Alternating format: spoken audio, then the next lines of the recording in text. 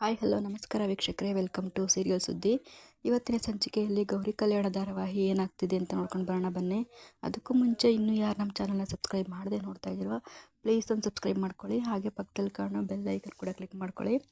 ಹಾಗೆ ನಮ್ಮ ವಿಡಿಯೋ ನಿಮಗೇನಾದರೂ ಇಷ್ಟ ಆಗ್ತಾಯಿದ್ರೆ ಒಂದು ಲೈಕ್. ಇನ್ನು ಸಂಚಿಕೆ ಶುರುನಲ್ಲಿ ಏನಾಗುತ್ತಪ್ಪ ಅಂತಂದರೆ, ಗೌರಿ ಅವ್ರ ಮನೆಗೆ ಹೋಗಿ ಮಣ್ಣಿನ ಗೊಂಬೆಗಳನ್ನು ಮಾಡೋದು ಸರಿತನಿಗೆ ಸ್ವಲ್ಪನೂ ಇಷ್ಟ ಇರಲ್ಲ. ಅದಕ್ಕೆ ಅವ್ರ ಮಾವ ಒಪ್ಪಿಗೆ ಕೊಟ್ಟಿರ್ತಾರೆ, ಆದರೂ ಸರಿತನಿಗೆ ಇಷ್ಟ ಇರಲ್ಲ. ಹಾಗೆ ವಿವೇಕ್ ಕೂಡ ಗೌರಿ ಜೊತೆ ಹೋಗಿ ಮಣ್ಣನ್ನು ತೊಳೆದಿರುವಂಥ ವಿಡಿಯೋ ವೈರಲ್ ಆಗಿರುತ್ತೆ.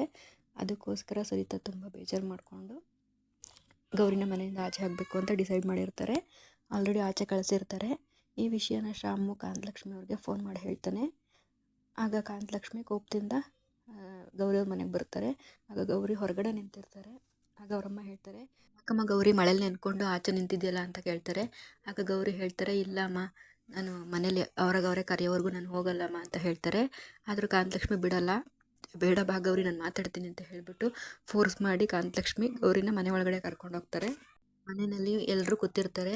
ಆಗ ಕಾಂತಲಕ್ಷ್ಮಿ ಕೋಪದಿಂದ ಹೇಳ್ತಾರೆ, ಅಲ್ಲ ನಿಮ್ಗೇನು ಅನ್ಸೋದಿಲ್ವಾ, ಇಷ್ಟೊಂದು ಮಳೆ ಬರ್ತಿದೆ, ಈ ಮಳೆಯಲ್ಲಿ ನನ್ನ ಮಗಳನ್ನ ಒಬ್ಳನ್ನೇ ಆಚೆ ಇರಿಸಿದ್ದೀರಲ್ವಾ, ಏನು ಅಂದ್ಕೊಂಡಿದ್ದೀರ ನೀವು, ನಾವೇನು ಮಾತಾಡಲ್ಲ ಅಂತ ಅಂದ್ಕೊಂಡಿದ್ದೀರಾ, ಅದಕ್ಕೋಸ್ಕರ ನಿಮ್ಮ ಇಷ್ಟ ಬಂದಂಗೆ ಮಾತಾಡ್ತೀರಾ ನೀವು ಅಂತ ಕಾಂತಲಕ್ಷ್ಮಿ ಕೋಪದಿಂದ ಕಾಂತಲಕ್ಷ್ಮಿ ಕೂಗಾಡ್ತಾ ಹೇಳ್ತಾರೆ, ನನ್ನ ಮಗಳು ಗೌರಿ ಅಂಥ ತಪ್ಪು ಏನು ಮಾಡಿದ್ದಾಳೆ, ನೀವು ಮನೆಯಿಂದ ಆಚೆ ಕಳಿಸೋ ಅಂಥ ತಪ್ಪು ಅಂತ ಕೇಳ್ತಾರೆ. ಆಗ ಮೋನಿಕಾ ಹೇಳ್ತಾರೆ, ಅಮ್ಮ ಇದೆಲ್ಲ ಗೌರಿದ ತಪ್ಪು, ಮನೆಯವ್ರದ್ದೇನೂ ತಪ್ಪಿಲ್ಲ, ಈ ಗೌರಿಯಿಂದನೇ ಎಲ್ಲ ಆಗ್ತಿರೋದು, ಅದಕ್ಕೋಸ್ಕರ ಗೌರಿನ ಮನೆಯಿಂದ ಆಚೆ ಕಳಿಸಿದ್ದಾರೆ, ಒಳ್ಳೇದೇ ಅಲ್ವೇನಮ್ಮ ಅಂತ ಮೋನಿಕಾ ಹೇಳ್ತಾರೆ. ಆಗ ಕಾಂತಲಕ್ಷ್ಮಿಗೆ ತುಂಬ ಕೋಪ ಬರುತ್ತೆ. ಸಾಕು ಮುಚ್ಚೆ ಬಾಯಿ, ಗೌರಿ ಬಗ್ಗೆ ಮಾತಾಡೋ ಯೋಗ್ಯತೆ ಅರ್ಹತೆ ನಿನಗಿಲ್ಲ, ನೀನು ಅವಳ ಬಗ್ಗೆ ಯಾವತ್ತೂ ಮಾತಾಡಬೇಡ, ಮಗಳು ಏನು ಅನ್ನೋದು ನನಗೆ ತುಂಬ ಚೆನ್ನಾಗಿ ಗೊತ್ತು, ಹೇಳಿ ಬಿಗ್ರೆ ಯಾಕೆ ಸುಮ್ಮನೆ ನಿಂತಿದ್ದೀರಾ ಅಂತ ಕಾಂತಲಕ್ಷ್ಮಿ ಕೇಳ್ತಾರೆ. ಆಗ ಅವ್ರು ಹೇಳ್ತಾರೆ, ನಮ್ಮ ವಿರುದ್ಧವಾಗಿ ಎಷ್ಟೆಲ್ಲ ಮಾತಾಡಿದ್ದಾರೆ ಅಂತ ಗೊತ್ತಾ, ನೀವೇನೋ ಈಗ ಗೌರಿ ಯಾವ ತಪ್ಪು ಮಾಡಿಲ್ಲ ಅಂತ ಹೇಳ್ತಾ ಇದ್ದೀರಾ, ಆದರೆ ನನಗೆ ಗೌರಿ ಸ್ವಲ್ಪ ಕೂಡ ಗೌರವ ಕೊಡದೆ ಎಷ್ಟೆಲ್ಲ ಮಾತಾಡಿದ್ರು ಅನ್ನೋದು ನಿಮ್ಗೆ ಗೊತ್ತಾ ಅಂತ ಸರಿತಾ ಕಾಂತಲಕ್ಷ್ಮಿನ ಕೇಳ್ತಾರೆ. ಆಗ ಕಾಂತಲಕ್ಷ್ಮಿ ಹೇಳ್ತಾರೆ, ಇಲ್ಲ ಬೀಗ್ರೆ, ನನ್ನ ಮಗಳು ಆ ರೀತಿ ಯಾವುದೇ ರೀತಿ ತಪ್ಪು ಮಾಡೋದಿಲ್ಲ, ನನ್ನ ಮಗಳು ಏನೇ ಮಾತಾಡಿದ್ರು ತೂಕವಾಗಿ ಮಾತಾಡ್ತಾಳೆ, ಅವಳು ಯಾರ ಬಗ್ಗೆ ಮಾತಾಡಬೇಕಾದ್ರೂ ಅಷ್ಟೊಂದು ಹಗುರವಾಗಿ ಮಾತಾಡೋದಿಲ್ಲ, ಗೌರಿ ಮಾತಾಡೋ ಪ್ರತಿಯೊಂದು ವಿಷಯದಲ್ಲೂ ಅರ್ಥ ಇರುತ್ತೆ, ಅಂಥದ್ರಲ್ಲೂ ಅವಳು ಮಾತಾಡಿದ್ದಾಳೆ ಅಂತಂದರೆ ಖಂಡಿತವಾಗ್ಲೂ ಏನೋ ತಪ್ಪಿರುತ್ತೆ ಅಂತ ಕಾಂತಲಕ್ಷ್ಮಿ ಹೇಳ್ತಾರೆ.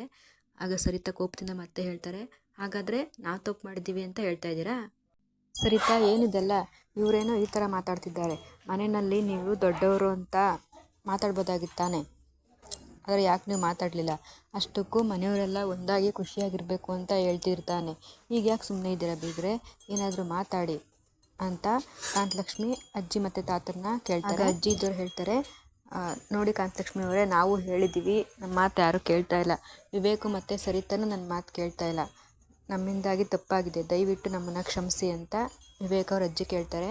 ಆಗ ನೀವ್ಯಾಕೆ ಕ್ಷಮೆ ಕೇಳ್ತಾ ಇದ್ದೀರಾ, ಅಷ್ಟಕ್ಕೂ ತಪ್ಪು ಮಾಡಿರೋದು ಗೌರಿ ಅಲ್ವಾ ಅತ್ತೆ, ನೀವ್ಯಾಕೆ ಕ್ಷಮೆ ಕೇಳಬೇಕು ಅವ್ರ ಹತ್ರ, ಗೌರಿ ತಪ್ಪು ಮಾಡಿದ್ದಕ್ಕೆ ತಾನೇ ನಾವು ಈ ರೀತಿ ನಿರ್ಧಾರ ಮಾಡಿದ್ದು, ಅಂಥದ್ರಲ್ಲಿ ನೀವ್ಯಾಕೆ ಅವ್ರ ಹತ್ರ ಕ್ಷಮೆ ಕೇಳ್ತಾ ಇದ್ದೀರಾ ಅಂತ ಸರಿತಾ ಹೇಳ್ತಾರೆ.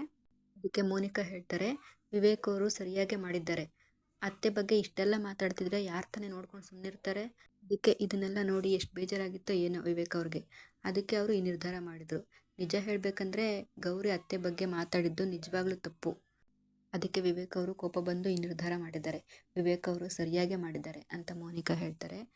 ಆಗ ಕಾಂತಲಕ್ಷ್ಮಿ ಇದ್ದರು ಮೋನಿಕನ್ಗೆ ಬೈತಾ ಹೇಳ್ತಾರೆ, ಸಾಕು ಮುಚ್ಚೆ ಬಾಯಿ, ನೀನು ಗೌರಿ ಬಗ್ಗೆ ಮಾತಾಡ್ತೀಯಾ, ಇವಾಗ ನೀನು ಯಾವ್ದು ಸರಿ ಯಾವ್ದು ತಪ್ಪು ಅಂತ ಮಾತಾಡ್ತಾ ಇದೆಯಲ್ಲ, ಗೌರಿ ವಿಷಯದಲ್ಲಿ ಈ ರೀತಿ ಆಗ್ತಾ ಇದೆ ಅಮ್ಮ ಅಂತ ಏನಾದರೂ ಒಂದು ಫೋನ್ ಮಾಡಿ ಹೇಳ್ದೆ ನನಗೆ, ನಿನಗೇನು ಯಾರು ಹೆಂಗಾದರೂ ಹಾಳಾಗೋಗ್ಲಿ, ನೀನು ಮಾತ್ರ ಆರಾಮಾಗಿ ಖುಷಿಯಾಗಿರ್ತೀಯ, ಆದರೆ ನೀನು ಇವತ್ತು ಈ ಮನೆಗೆ ಸೊಸೆಯಾಗಿ ಬಂದಿದ್ಯಾ, ಅದಕ್ಕೆ ಕಾರಣ ಯಾರು ಅನ್ನೋದನ್ನು ಮರಿಬೇಡ, ಅವತ್ತು ಗೌರಿ ನಿನಗೆ ಸಹಾಯ ಮಾಡಿ ನಿನ್ನ ಪರ ಮಾತಾಡಿಲ್ಲ ಅಂತಿದ್ರೆ ನೀನು ಇವತ್ತು ಈ ಮನೆ ಸೊಸೆ ಆಗ್ಲಿಕ್ಕೆ ಆಗ್ತಾನೆ ಇರಲಿಲ್ಲ, ಅಂಥದ್ರಲ್ಲಿ ನೀನು ಗೌರಿ ವಿರುದ್ಧವಾಗಿ ಮಾತಾಡ್ತೀಯ, ನೀವಿಬ್ಬರು ಅಕ್ಕ ತಂಗಿರು, ಒಂದೇ ಮನೆ ಸೊಸೆಯಂದಿರು, ಹೆಂಗಿರಬೇಕು, ಎಷ್ಟು ಖುಷಿಯಾಗಿರಬೇಕು, ಆದರೆ ನಿನ್ನ ಗುಣನೇ ಬೇರೆ, ಗೌರಿ ಗುಣನೇ ಬೇರೆ, ನೀವಿಬ್ಬರು ಅಕ್ಕ ತಂಗಿರು ಒಂದೇ ಮನೆಯಲ್ಲಿ ತುಂಬ ಖುಷಿಯಾಗಿರ್ತೀರ ಅಂತ ಅಂದ್ಕೊಂಡೆ, ಆದರೆ ನೀನು ಯಾವತ್ತೂ ಗೌರಿ ಥರ ಯೋಚನೆ ಮಾಡೋದೇ ಇಲ್ಲ, ಯಾವಾಗಲೂ ನಿನ್ನ ಸ್ವಾರ್ಥಿಯಾಗಿ ನಿನ್ನ ಬಗ್ಗೆ ಮಾತ್ರ ಯೋಚನೆ ಮಾಡ್ತೀಯ, ನೀನು ಇವತ್ತಾದರೂ ಗೌರಿ ಪರವಾಗಿ ಮಾತಾಡ್ಬೇಕು ತಾನೇ ಮೋನಿಕಾ ಅಂತ ಕಾಂತಲಕ್ಷ್ಮಿ ಮೋನಿಕನ್ಗೆ ಬೈತಾರೆ. ಇನ್ನು ಈ ಕಡೆ ಗೌರಿ ತಂದೆ ವಿವೇಕ್ ಹತ್ರ ಬಂದು, ಅಳಿಯಂದ್ರೆ ಏನಿದೆಲ್ಲ, ಯಾಕೆ ಈ ಥರ ಮಾಡಿದ್ರಿ ಅಂತ ಕೇಳ್ತಾರೆ. ಆಗ ವಿವೇಕ್ ಅವ್ರು ಹೇಳ್ತಾರೆ, ಮಾವ ನಾನು ಏನು ತಪ್ಪು ಮಾಡಿಲ್ಲ, ಹಾಗೆ ನಾನು ತಗೊಂಡಿರೋ ನಿರ್ಧಾರ ಸರಿಯಾಗೇ ಇದೆ, ನನಗೇನು ಅನ್ನಿಸ್ತೋ ಅದನ್ನು ಮಾಡಿದ್ದೀನಿ ಅಂತ ವಿವೇಕ್ ಹೇಳ್ತಾರೆ. ನಿಮ್ಮ ಪರಿಸ್ಥಿತಿ ನೋಡಿ ನಾನು ನಿಮಗೆ ಸಹಾಯ ಮಾಡಬೇಕು ಅಂತ ಅಂದ್ಕೊಂಡೆ, ಆದರೆ ಈ ಮನೆಯವರು ತಪ್ಪು ಅಂತ ಹೇಳಿದ್ರೆ ಅದನ್ನು ನಾನು ಯಾವುದೇ ಕಾರಣಕ್ಕೂ ಒಪ್ಕೊಳ್ಳಲ್ಲ.